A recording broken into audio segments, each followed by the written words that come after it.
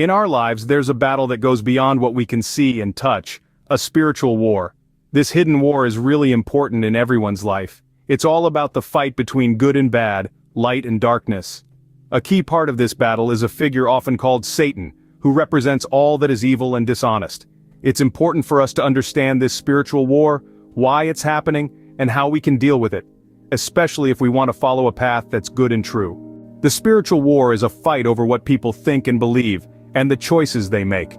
It's not about physical fighting, but it happens in our minds and hearts. In this war, it's all about who or what influences us, and who we decide to follow. Both sides in this battle are trying to lead people in different directions, based on what they think the future should look like. The idea of this spiritual war comes from the belief that there's a big battle between good and evil.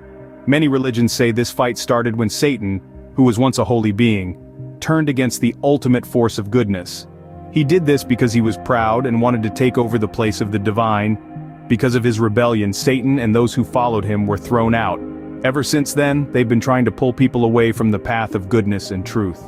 In this spiritual battle, hell is a place where you're forever cut off from everything good, true, and beautiful. There are a few reasons why Satan wants people to end up there. Revenge. Some think that Satan wants to get back at the divine by ruining what's dear to it, which is humanity. Deception, known as the father of lies, Satan is all about tricking people. He tries to lead people away from the truth, and that's how he keeps his rebellion going. Misery loves company. Satan is miserable and cut off from goodness, and he wants to pull as many people as possible down with him into this state of despair. To avoid falling into the traps set in the spiritual war, we need to be aware and actively involved. Here are some ways to stay clear of the dark forces' tricks.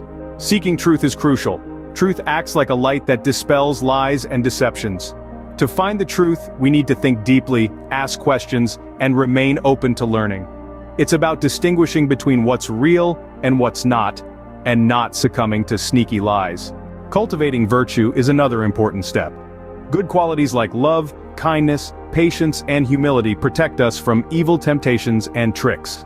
When we develop these virtues, we build a character that's strong against the pull of bad influences. Fostering community is also key. We can't do everything alone. Being part of a group that supports each other gives us strength and a different view of things. In a community, sharing the same values and helping each other stands against the forces that try to trick and isolate us. The central theme of the spiritual war revolves around free will, the freedom to make our own choices. Every day we face decisions that are significant in a spiritual sense. Choosing kindness over cruelty, honesty over deceit, and love over hate are not just moral choices, they are spiritual ones, indicating our stance in this invisible battle. These choices define us, not just in the eyes of others, but in the deepest core of our being. They shape our soul's journey and our spiritual evolution. Every act of kindness, every word of truth, every gesture of love, is a declaration of where we stand in this cosmic struggle between light and darkness. Our actions have far-reaching effects. Good and loving deeds strengthen us internally and positively influence those around us, spreading goodness and positivity. Conversely, succumbing to negative influences harms not only us but also the wider community. Our actions are impactful, shaping the world for better or worse. This interconnectedness of our actions means that we are never isolated in our choices. What we do, how we act, and the decisions we make ripple out into the world, affecting not just our immediate surroundings but the larger tapestry of life.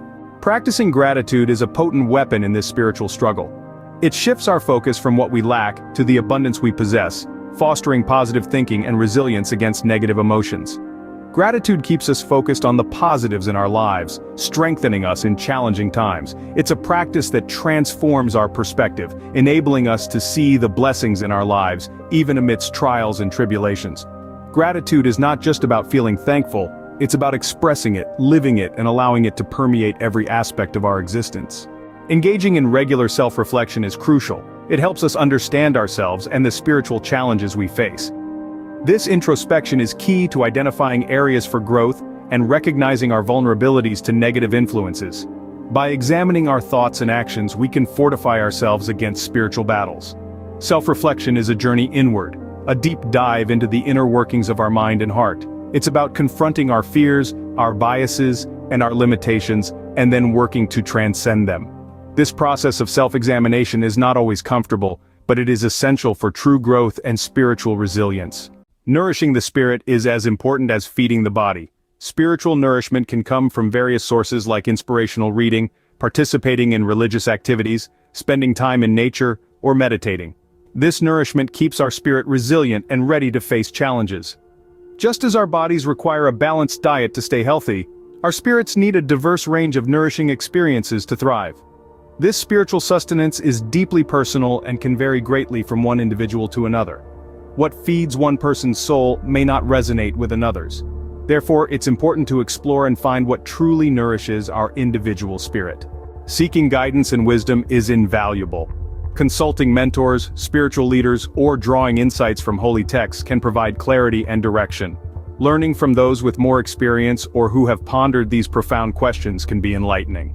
This guidance is not about blindly following someone else's path, it's about gaining insights that can help illuminate our own journey. It's about learning from the experiences and wisdom of others and then applying that knowledge to our own unique circumstances and challenges. Love is perhaps the most powerful weapon in the spiritual war. Its ability to heal, forgive, unite, and overcome adversity is unparalleled. Love stands in direct opposition to the negativity and division sown by dark forces. Choosing love, even in difficulty, aligns us with goodness and light, impacting not just our lives but also those around us. Love is not just an emotion, it's an action, a force, a principle that can transform the world. It's about seeing the inherent worth and dignity in every person, about extending compassion and understanding, even to those who may seem undeserving. Love is the ultimate act of rebellion against the forces of darkness, a declaration that light and goodness will prevail. Showing love to everyone, including those who may not seem to deserve it, is a powerful way to counteract negativity. It breaks down barriers of hate and division. Love can manifest in various forms, from simple acts of kindness to significant sacrifices for others. This act of extending love is not always easy. It challenges us to rise above our prejudices, our hurts, and our fears. It asks us to see the humanity in everyone, to recognize that each person, no matter how flawed, is worthy of love and kindness. Understanding the spiritual war, the workings of negative forces, and how to combat them is crucial for a meaningful and positive life. By making wise choices, cultivating virtues, seeking truth, fostering community, and above all, choosing love, we engage effectively in this unseen battle. Every positive action, act of kindness, and right decision significantly impacts this war, bringing light to darkness and hope to those in need. This understanding is not just theoretical, it's practical and actionable. It's about living our values, about being a beacon of light in a world that can often seem dark and chaotic. It's about standing firm in our convictions, even when it's difficult, even when we face opposition or misunderstanding. In this spiritual war, our greatest weapon is the integrity of our character, the purity of our intentions, and the steadfastness of our love.